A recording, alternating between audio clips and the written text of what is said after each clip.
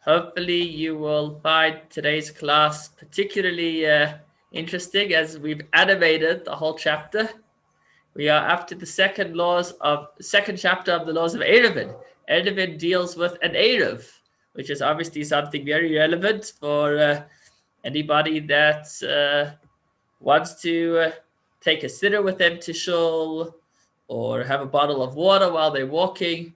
As we know, one of the major malachas, prohibitive activities on Shabbos, is carrying from one domain to another, and an Eruv resolves this. Today we'll learn all about different scenarios of what to do when an Eruv did not cover everybody, when everybody was not covered in an Eruv, what the solution would be. But before we get into the details, let's see where we are up to. We are in the third volume of the Rambam, the book of Zmanim, of times, and within the third volume, we have finished the entire book of Shabbos. It was a very large Shabbos, and congratulations for finishing it on Tuesday. And now we've moved on to the next topic, which is Eruvin. And what follows Eruvin would be Shvisas Asra, the laws of Yom Kippur, and then Yom Tov, and Pesach, Rosh Hashanah. So a lot of joyful moments coming our way. But at the moment, we are learning the laws of Eruvin. So before we get down to the details, let's just give a little introduction. And that is, we discussed yesterday that the rabbis instituted a solution for people to be able to carry from one house to another, from your house to the shul. Now, what is that solution? The solution is if both properties or both homes are surrounded by a wall or a fence, A, and B, you have all participated in a particular food, then you are allowed to carry from one house to the other. So interestingly, even in Johannesburg today, in order for you to be able to take your siddur and your talis to shul, there needs to be an Eruv in place. And that Eruv consists of both a boundary around the Jewish communities. This boundary is constituted of many doorways, a pole, and a string, and another pole, and another string, connecting to fences and gates. And this wraps around the whole Jewish community, or whoever's inside of the Eruv. Now, that is only one of two criteria to be able to carry. The second of the two criteria, which you probably learned about yesterday, was that there needs to be a communal food. There needs to be one location, one food that belongs to everybody, that whoever wants can eat from that communal food. So really the initial way that this is advised is for every single person to bring a little bit of food and to put all the food together into one communal kitchen.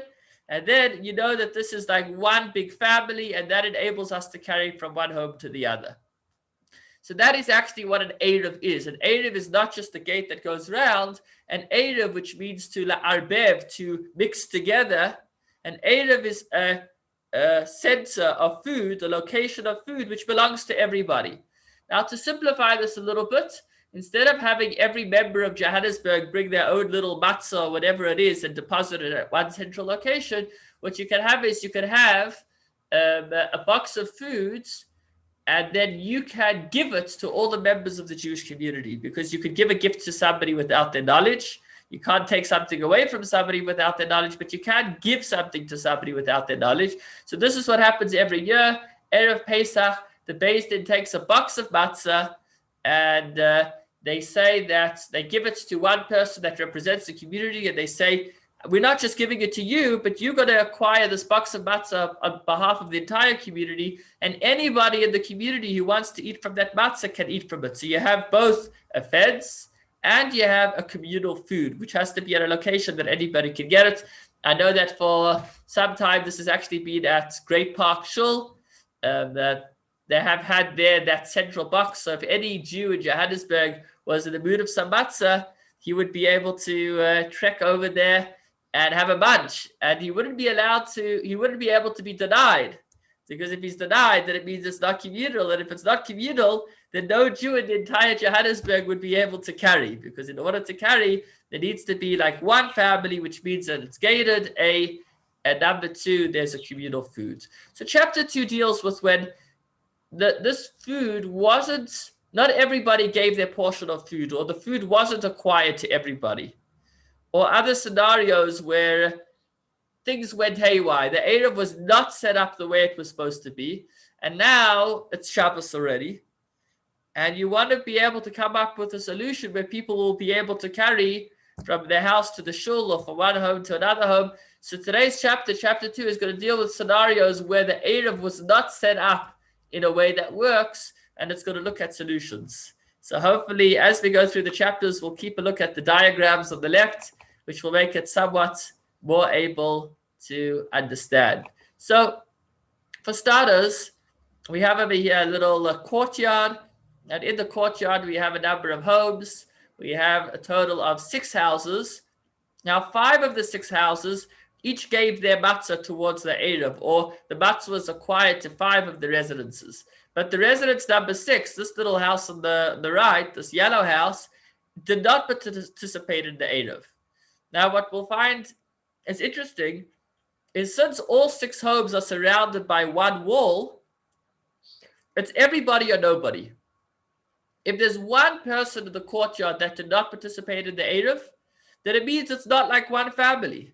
And if it's not like a family, then nobody is able to carry. So perhaps this points to the idea of us becoming like one family, of being united. It's either everybody. If one person is missing, is left out, then everybody is lacking.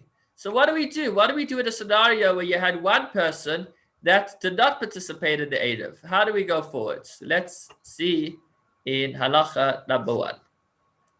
Just trying to adjust my screen over here so I can see you all. Okay. So that all the inhabitants of a courtyard, with one exception, have established an Erev, this individual causes carrying to be forbidden. This applies regardless of whether this was intentional or it was an oversight. It's forbidden for all inhabitants to transfer articles from their homes to the courtyard, or from the courtyard to their homes. Should the person who did not join in the Erev subordinate, mevatel, nullify the ownership of his courtyards to the others? So let's say this guy is feeling really bad about this, because now nobody is able to take their talis to shul because he forgot to participate in the Erev. So what he could actually do, this guy with the yellow house, he could actually say, you know what? I'm going to give up ownership of the courtyards. It's going to be, let's make it that this courtyard no longer belongs to me. It only belongs to you guys. I'm just a lonely house in the middle, but the space cannot be shared by me. It's just for you guys to use. So by him relinquishing his ownership or his part in the courtyard, then it's as if he's no longer there, and then the rest would be able to carry. So that's what he says over here. If he subordinates the ownership of his, so that's if he subordinates the ownership of his courtyard. If he subordinates, so let's just read a little more over here. So they are permitted to carry from their homes to the courtyard, and from the courtyard to their homes. They may not, however, carry to his house, because it's as if he's non-existent. It's as if he's not there. So therefore, they'd be able to carry in and out of all of the homes, with the exception of his house, because he forgot to make an Erev, and he has separated himself from the community. If he subordinates the ownership of his house and of his courtyards, he says, you know what? I'm not just giving you my courtyard, but I'll give you my house. I'll become homeless for a day. For the benefit of everybody being able to carry on Shabbos, I give up my property. I give up my home. It all belongs to you. That way, I don't want my lack of participation to inhibit on your ability to carry. So then that works as well. And then they would be allowed to carry not only throughout the courtyard, but even into his house. Because it's not his house, it's their house. And they made an Erev. So that works. And then he would be considered like he's just a guest. He's homeless, but he's a guest in their home because he's just given up his ownership of his house to them. So he is now a guest in what was his house, but is now their house. Now, you might wonder, this sounds a little cheap. You know, people don't just give up their homes and their properties like that. So it's worth clarifying that since the whole concept of an Eruv is something that was instituted by the sages, meaning, biblically speaking, as long as there's no public domain in place, people would be allowed to carry from house to house. As long as there isn't a main road in the middle, there isn't a Fifth Avenue down the middle, people would be able to carry. And it was only the rabbis that said you cannot carry because they're going to because people will get confused between when there is a Fifth Avenue and when there isn't.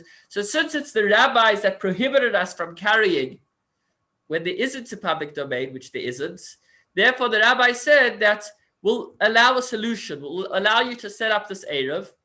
And if you forgot to set up the Eruv, then we'll allow you to give up ownership in some small way. So it doesn't literally mean that the next day the guy now needs to pay the full sum to get his house back. As long as he says that I'm giving you my home, then it's fine. It's good enough. So again, since it's only in the context of people being able to carry, the rabbi said that as long as the person just verbally says that I'm willing to give up my home for a day, then that will help for the benefit of Shabbos. So that was halacha number 1. Okay, now if a person subordinates the ownership of his property without saying what he had in mind, so we imagine that he just meant the courtyard, but not his house, which means they'd be able to carry in the courtyard, but not in his house.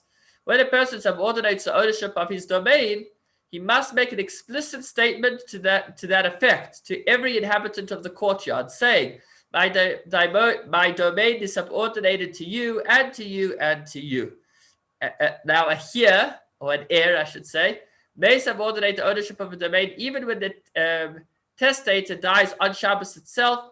The heir is empowered to act in place of the testator in all matters. Ab initio, it is permitted to subordinate the ownership of one's domain on Shabbos itself. So, in summary, if one person was excluded from the Eruv, then he would be able to subordinate his property. In fact, an heir would also be able to subordinate the property.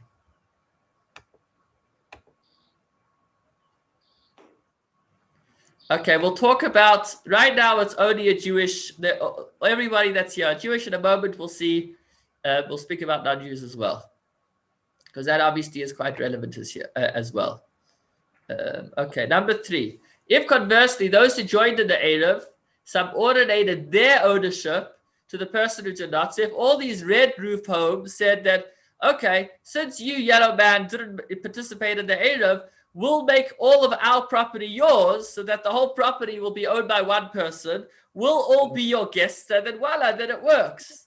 So that doesn't work. Why? Because there's a principle that one person can be considered a guest by the others. But we're not going to say that everybody in the courtyard are now guests by this one person. So one person can give up his ownership for the day to the other members of the courtyard, but not vice versa.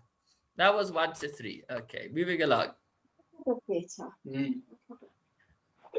now we have not one person that didn't participate in the Eruv, but we have 2 people that didn't participate in the Eruv. So what happens? So if they subordinate the ownership of their domain to those who participated in the Eruv, then those who participated in the Eruv can carry, and those who didn't cannot. Those who participated in the Eruv are not able to give up their homes to the 2 homes that did not participate, because then, since there are 2 homes that didn't participate, sorry, let me go back one. So it wouldn't help if they gave up their house to these 2 guys, because there's no Eruv between these 2 guys. So anyhow, you wouldn't be able to participate in the courtyard. However, if these 2 guys gave up their ownership to everybody else in the courtyard, then it means that everybody who owns the courtyard participated in the Eruv, and that would work. Even if one of those who did not participate subordinates the ownership of his domain to the other person who did not participate, still they'd be forbidden because there's still a home that didn't participate. So it means if they all gave up their ownership, so all of these red roof homes said that we're giving up our ownership to yellow home number 1, and then yellow home number 1 said, I'm giving up the ownership of my house and the other 4 houses to yellow home number 2, that doesn't work. It needs to be in one shot. When there are only 2 people sharing a courtyard. Let's move along. Okay, so now you have just 2 homes in the courtyard. And one makes an Eruv. So one of the guys made an Eruv, which is a little weird, because who's he making an Eruv with? If this guy didn't participate, so then what does it help if he made an Eruv only with himself? But that's what happened. He made an Eruv just by himself. So actually, in the Gemara it speaks about where there was a third home and then the person died. And the commentaries ask on the Rambam, why doesn't the Rambam mention it? Because that would make a lot more sense. But I'm just sticking to the text of the Rambam. The Rambam says, he actually doesn't say that there are only two people, but he implies that. Because he says when a person makes an Eruv, he cannot subordinate the ownership of his home to the other person, but the other person can. So if this red home made an Eruv and this yellow home didn't, then the yellow home can give up his ownership to the red home, and then he'd be a guest in the red home, and then they'd both be able to carry. But the red home cannot give up his ownership to the yellow home, although why not? But because we have a principle, when one guy was involved in an Eruv and one guy was not, so the guy that was not involved in the Eruv can give up ownership to the guy that was involved, but the guy that was involved in the Eruv cannot give up ownership to the guy that wasn't. Now, I'm sure that in addition to the laws of Shabbos, this must have a whole spiritual, deeper meaning. You know, the Torah has an orchard, a paradise. Every law in the Torah has multiple meanings. I'm unfortunately not prepared to give you a deeper dimension, but I just find that it's amazing how dynamic these laws are. So even if they don't play themselves out in the simple sense, they're certainly, it's a fascinating concept of giving up ownership and a courtyard and participation in the courtyard. Okay, so just as one homeowner can subordinate, meaning can give up the ownership of his home to another homeowner, so too can one courtyard give up the ownership to a second courtyard. So you have over here two courtyards, and they both made an Eruv. Okay, so you have a total of 8 homes. These 4 homes participated, and there was a door between the two courtyards. However, these 4 people made their own Eruv. They put their matzah or whatever in one place in this courtyard number 1. And these 4 homes put their matzah in courtyard number 2, but they didn't combine the two together. So then that's a problem. But what we're saying is that since each of the courtyards in their own right were allowed to carry within their areas, the rabbis say that the one courtyard can give up ownership of itself to the other courtyard. And then, although earlier we said you can't have many people giving up to one, if it's a unit of a courtyard and another unit of a courtyard, the one unit can give up ownership to the other units, and then all the members of, so if let's say the members of Eruv B gave up their ownership to the members of Eruv A, then the members of Eruv A would be able to carry throughout both areas, and if they gave up ownership of their homes, into their homes as well. And I think, and the members of Eruv B would be able to carry, I think, let's clarify that in a moment, actually. Okay, now going back a slide. So after a person has subordinated his domain, the recipient can in turn subordinate his domain. What is implied? If 2 people are living together in a courtyard and neither made an Eruv, so the first may subordinate his ownership to the second, allowing the second guy to carry. I guess he can't carry because I don't know why he's not just considered a guest and should be able to carry, but for some reason he can't carry since he gave up his ownership. And then, so you could have turns. You could say from 12 to 1 o'clock, my house is yours, and so you can carry in the courtyard. From 1 to 2 o'clock, your house will be mine, and so I'll be able to carry in the courtyard. Very complicated. I don't know what's going on. Yeah, these are quite complex laws, and I'm trying to the best of my ability. Okay, just 1 second before I continue.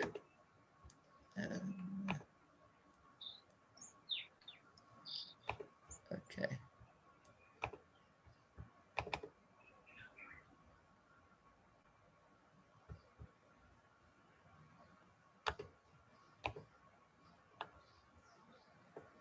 Okay. So number 6. So number 6 is the general principle. The following rules apply when a person who subordinated the ownership of his domain transfers an article. So let's go back to actually this diagram over here. So if the yellow home gave up his home to the red home, we said the red guy can carry and the yellow guy can't. If this yellow guy starts carrying, it undermines his giving up of his ownership, and then it undoes it. However, if the red home guy already started using the property, then it means he's already taken up ownership of the courtyard. And then if this guy started carrying, he wouldn't undermine it. That was what number 6 says. Moving on to number 7. This is quite an interesting halacha, number 7. Okay. So there are 2 houses on opposite sides of a public domain. Now, you may notice there's no gate around there. So they certainly wouldn't be allowed to carry. But something interesting happened. On Shabbos, the non-Jewish Jews around them decided to put up a fence for whatever reason. So there wasn't a fence, and then the fence showed up. So now that there's a fence, would you say that the one owner can give up his ownership of his house to the other owner so that they could be able to carry? So the answer is no. Why? Since at the onset of Shabbos, they would never have been able to make an Eruv, such an arrangement, because there was no wall. So the fact that a wall was erected afterwards, it's too late. Since it was only erected on Shabbos, this whole concept of giving up ownership to each other would not apply. Okay. Now, what happens if one of the inhabitants of the courtyard dies? And so let's say this red home guy. Okay, so we're talking about where an Eruv was made. So there was an Eruv between these 2 homes, or let's just say it was 3 homes. And then, yeah, let's go to the scenario over here. But everybody participated in the Eruv. Did I not make a drawing of this?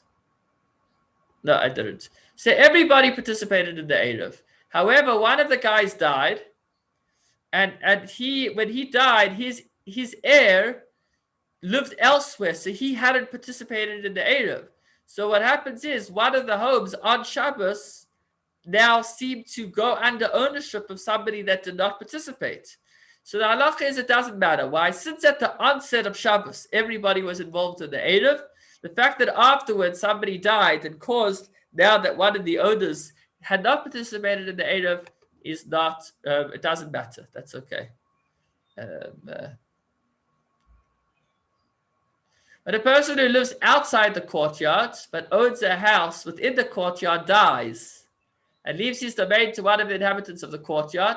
So if he died before Shabbos, so then that's fine because now the new owner could have participated in the Eruv. But if he died on Shabbos, since at the onset of Shabbos, that home had not participated in the Eruv, then it's forbidden to carry. Yeah.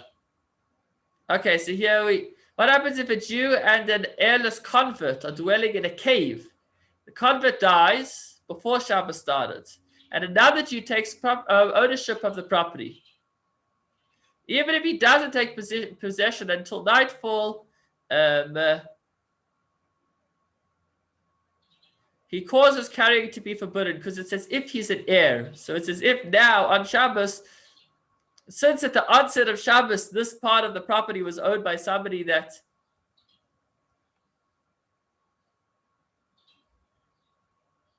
hadn't participated in the Eruv. So the fact that now it's owned by somebody that did participate in the Eruv doesn't help. It's quite complicated, I know. Try to bear with me to the best of your ability. But remember, every moment that you study, you're immersed in the knowledge of Hashem. So even if some things are above our comprehension, we are certainly doing a mitzvah by being involved in the study of Torah, namely the Rambam. If the convert died after nightfall, so then it's fine. I guess this is talking about where the convert did participate. Okay, I've got myself gotten a little confused. And since time is of essence, I'm going to move along. So somebody asked, what happens if they're non-Jews living in the courtyard? So that's what we're up to over here. So we have a courtyard, we have a Jewish home, and we have a Muslim home, or a Christian home, or anyone else for that matter. So interestingly, the presence of one non-Jewish home does not cause the Jew to be forbidden from carrying in his courtyard. Since there's only one non-Jew, he's considered as if he is not a person in this regard, not in any other regard, as if he's an animal. And therefore, an animal obviously doesn't take ownership of property. So in this regard, we consider the non-Jew as if he's not there, and therefore the Jew would be able to carry throughout the property. However, when two Jews share a courtyard with a non-Jew, so his presence does cause them to not be able to carry, because there's somebody on the property, on the larger property, that did not participate in the Eruv. Why didn't the Muslim participate in the Eruv? Because he can't. The whole concept of an Eruv is only between Jews. So what do they do? So we'll find out what they do in a moment. But the Rambam first asks, why the difference? Why is it when we say it's one-on-one, then this Yid can carry in his courtyard, and when it's one-on-two, these Yidden cannot? So the Rambam says something interesting, that the rabbis wanted to prevent intermarriage, and therefore they didn't want us sharing the same courtyard. There should be a Jewish neighborhood and a non-Jewish neighborhood, so that the Jews don't learn from the non-Jewish ways and give up their religion. So although we certainly should respect each other and smile at each other and say hi and help and care however we can, certainly we do, as far as preventing what do you call it, intermarriage and all, certainly there should be a concept of having boundaries and having our own communities without being influenced by other beliefs. So therefore the rabbi said, in order to ensure that, in order to try to keep its courtyard separate, the Jewish courtyard and the non-Jewish courtyard, they said that the non-Jew would be invalidated. So why not one-on-one? Because the rabbis didn't need to make such a decree, because once upon a time, no Jew would be foolish enough to be alone in a courtyard with a non-Jew, because he literally feared for his life. I mean, if you look back to the history, it's shocking what you read about. I mean, for hundreds and hundreds of years, other religions literally slayed and killed Jews in the thousands, tens of thousands, hundreds of thousands in the name of their belief. So certainly there was no need for the rabbis to institute a prohibition of one Jew living with a non-Jew, because that would never happen, because nobody would put their life at risk like that. Obviously, times have since changed. Okay. So back to this diagram. So when two Jews and a Gentile live in separate homes in a single courtyard, and the Jews establish an Eruv. Where are we? Like that. So what do? So we said the Eruv would be useless. If they give up ownership of their home to the non-Jew, it will also be useless. If he gives up ownership to them, it will also be useless. So what do they need to do? They need to ask the non-Jew if they can rent the home from him. Even with a nominal amount, as we'll see, as long as they can gain some form of ownership on this home, the rabbis gave leniency, and they said that the Eruv will work. And that is how it works in Johannesburg today. The way we are able to carry inside the Eruv in Johannesburg or Cape Town, wherever there's an Eruv, is by the Beis Din approaching the city of Joburg, the council, or whoever it is of authority, and they actually ask if they can gain some percentage of ownership over all the non-Jewish homes, believe it or not, within the Eruv, and that way there isn't actually a home that isn't somewhat owned by a Jew within the Eruv, which is quite a strange phenomena, but that actually is how it works. That is, you would never know. You would think an Eruv is just, a pole and a string, but there's a lot of halachas that go into it, and one of them is that if they are non-Jews sharing a courtyard with a Jew, then the Jew needs to rent the space of the non-Jew, and that actually is what the Beis Din does with the city of Joburg, with the whoever it is that represents and has ownership over all the properties. Okay.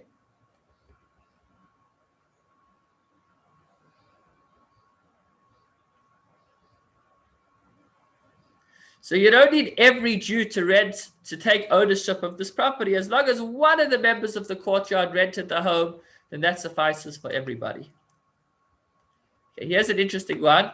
Here we have two courtyards, one leading into the other. So here's the road on the far left, and here we have courtyard number 1, and then that leads into courtyard number 2, and then the street.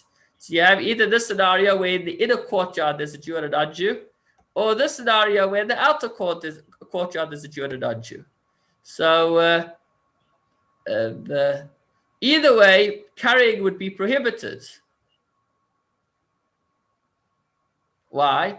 Because the fact that this non-Jew lives over here means that he's not just using the inner courtyard, he's using the outer courtyard too, because he needs to get to the street.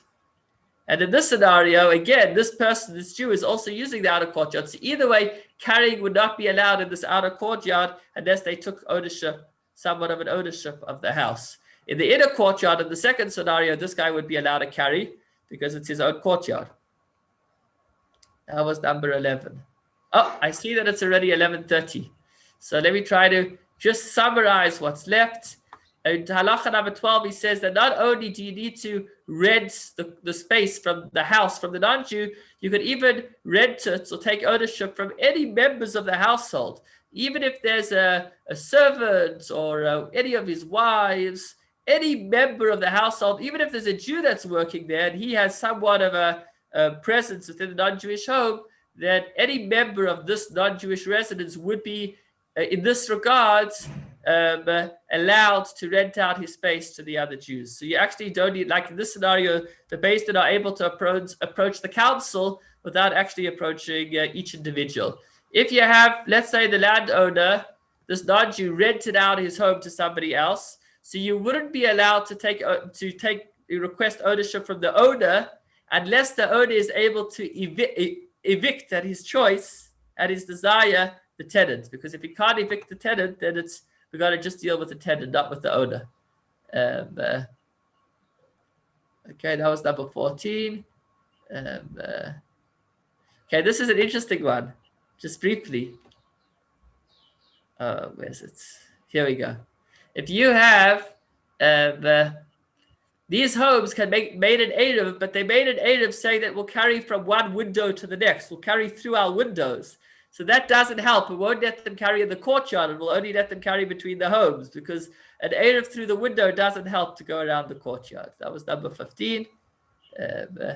Number 16 is pretty rough. If you have a Jewish idolater or somebody who publicly desecrates the Shabbos, today many people do it because they based on education, and that's a whole other discussion. It's come up a number of times. Certainly don't have the time now. But if it's a Jewish idolater, he actually is considered like a non-Jew, and they would have to rent his space. He wouldn't be able to participate in the Eruv. That's number 16. And that brings us to the end. Thank you so much for joining, and wishing you a wonderful day and a wonderful Shabbos. Shabbos is tomorrow night. And just on one final note, today is actually an auspicious